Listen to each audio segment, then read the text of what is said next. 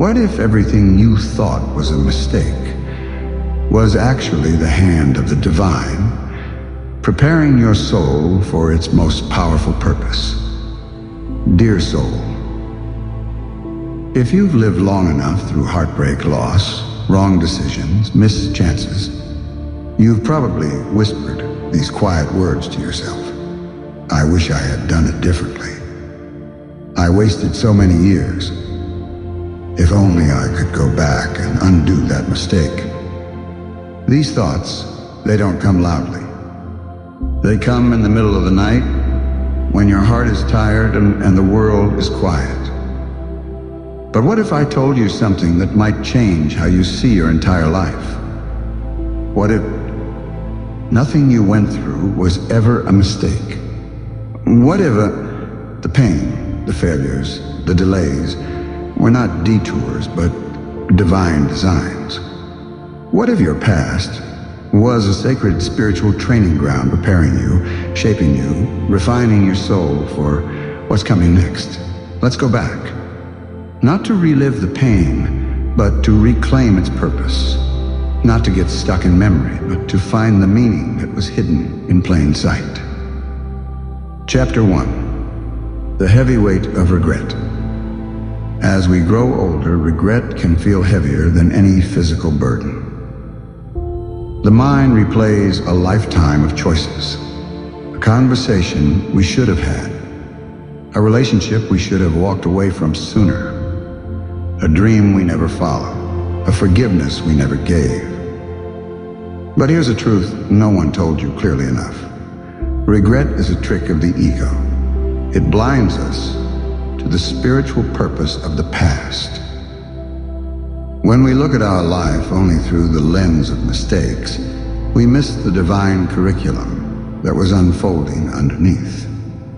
You see, life is not linear, it's spiritual. And spiritual growth rarely looks like perfection. It looks like falling and rising, losing and learning, breaking and becoming. The things you call your worst moments, the divorce, the bankruptcy, the lost job, the loneliness, were initiations into your highest self. They weren't punishments, they were preparations. Chapter 2, the spiritual training ground. Imagine for a moment that your soul signed up for Earth like it was a spiritual university. Each experience, both good and painful, was a class. You came here not to live a perfect life, but to remember the power inside you through contrast, challenge, and growth. Think of the military. Soldiers don't become strong by sitting in safety. They are trained through pressure, through discipline, through pain. Likewise, your soul became wiser through the heartbreak that taught you the meaning of self-love, the betrayal that taught you discernment, the loss that revealed the beauty of presence, the failure that humbled you into strength. You were never failing, you were forging. And just like fire forges metal, your life experiences forged a deeper version of you. Can you feel it? That strength you have now, that quiet wisdom, that deep compassion when others speak of their pain. You didn't read that in a book. You lived it. You earned it. Chapter 3. Divine timing and delayed blessings. How many times in life did you think something was too late? Too late to change careers. Too late to find love. Too late to forgive your parents. Too late to reconnect with God. But time, my friend, is not your enemy, it's your teacher. Everything that was delayed in your life was either being prepared for you or Act 2, preparing you for it. Let me say that again, because your soul needs to hear it. What is meant for you cannot miss you. It can only be delayed while you are being made ready. And often, what we call delay is God's way of saying, not yet. You're not broken. You're still being built. Chapter 4. The wisdom of wounds. Have you noticed something? Old souls, People who've truly been through things carry a softness into their eyes and a gentleness in their voice. They don't judge easily. They don't boast.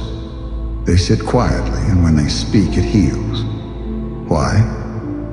Because they've walked through fire, and instead of becoming bitter, they became better. That's you. Whether you realize it or not, your past carved wisdom into your bones. You learned how to sit with someone's grief without needing to fix it. You learned how to be strong even when no one saw your tears. You learned how to listen deeply because no one listened to you. You learned to be your own sanctuary. Your pain made you wise, not weak. It made you soft, not small. It made you real, not resentful. Chapter 5. Embracing your story. So now, the question becomes, will you spend the rest of your life resenting your past or reclaiming it? You can choose right now to stop calling it a mistake and start calling it sacred. You can bless your journey. You can look at every scar and say, this taught me something no easy path ever could. Your story is not broken, it's just unfolding. You are not behind. You are being guided. And your greatest contribution to the world may not be what you've done, but what you've survived. So if you're listening to this right now and you're older, maybe feeling like your best years are behind you, hear this from one soul to another. You are not too late. Your past is not a waste. Your soul has been in training all this time. And now, you are ready to shine with the light of all that you've learned. In the next part of the series, we'll talk about how to turn your past into purpose, how to transmute pain into power, and how to finally find peace. But until then, bless your story, embrace your journey, and never forget, you were never broken, you were becoming whole. If this message found its way into your heart, if it reminded you of your strength, then like this video, share it with someone who might be hurting silently, and subscribe to this channel, because this is just the beginning. Together, we are remembering that healing doesn't come from forgetting the past.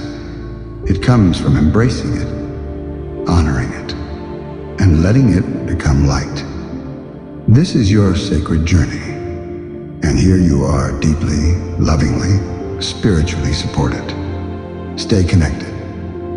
Here on Quiet Mind, Powerful Soul.